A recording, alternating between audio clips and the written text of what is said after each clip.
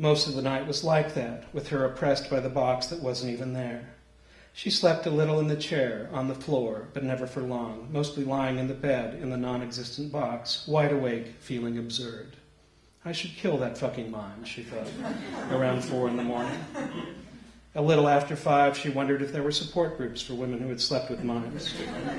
5 minutes later, she started to wonder if the mime had worn a real or an imaginary condom. She kept picturing his exaggerated motions as he put it on. If she had a baby, would it be wearing a beret and white gloves?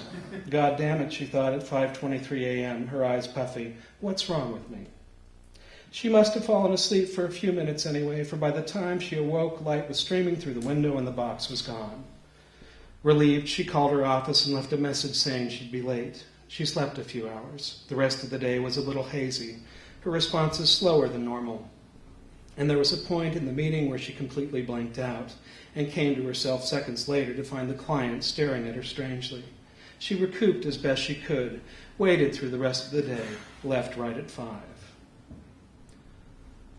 I'll sleep well tonight, she told herself on the drive home. She collapsed onto the bed before dinner with the last of the sun coming in through the window and fell asleep in her clothes. She woke up an hour later in the dark, mouth dry, blouse rucked up around her breasts. In the dark, she could feel the box there around her. Suddenly, she was wide awake. She could not get back to sleep. She wanted to weep. Instead, she lay there feeling the box, trying to ignore it, trying to pretend it wasn't there. But no, she thought, I'm not pretending. It's an imaginary box. It isn't there. But thinking this didn't seem to help. It was one night among many, each of them shading into each other, each essentially coming down to the same thing, her lying in bed, staring through a non-existent box at the ceiling. In the days that followed, she tried everything she could think of. She slept naked, she slept clothed, sober, drunk, half naked, half clothed, half sober, half drunk. She took sleeping pills, which seemed to work for a few hours, but didn't make her feel any less tired once she woke up. She changed the sheets. The box was still there. I should kill that fucking mime, she thought. She turned the mattress over. The box was still there. She tried to sleep on the couch, but even though the box wasn't over her, she could feel it in the next room, gently shimmering.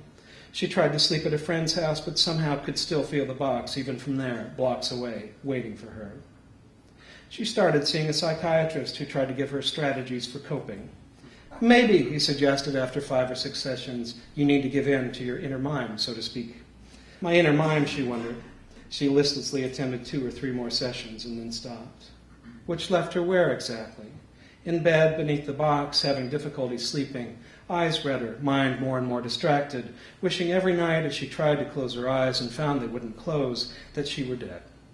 I'll try anything, she kept telling herself. I'll do anything, just as long as I can get some sleep.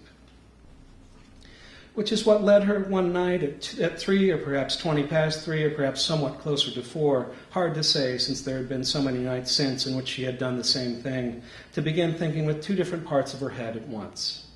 One part of her head was thinking, as it had thought at least once per night, that she should kill that fucking mime. But the other part was thinking that no, perhaps not kill, but fuck him again, and this time, after he came, get him to take his fucking box away with him. One part of her head was walking into the kitchen and taking a knife from the block and sliding it into her purse. But the other part was thinking what it would say to get the mime to go home with her again. How she would first find him and then fuck him. Or no, stab him dead, back and forth, until when she came to herself again and was thinking with only one part of her head, there she was, alone, in the dead of night, in the street, searching for her mime, not knowing whether she would have sex with him, or kill him, or perhaps both. It was useless, she knew, to look for him so late, but there she was, walking, half-dressed, walking, and now the same thing seemed to happen almost every night, almost without her knowing it. That strange moment when her thinking split into either side of her head, and she seemed to fall into the gap between. And by the time she had managed to clamber out, she was out alone on the streets, looking for a mime. Only a mime would do.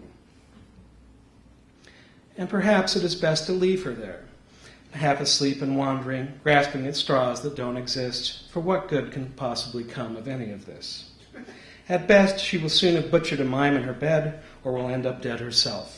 At worst, she will soon find herself enclosed by not just one imaginary box, but 2. That she might actually work her way free, that she might actually for once sleep through the night, ever again, seems the least likely possibility of all, even to her.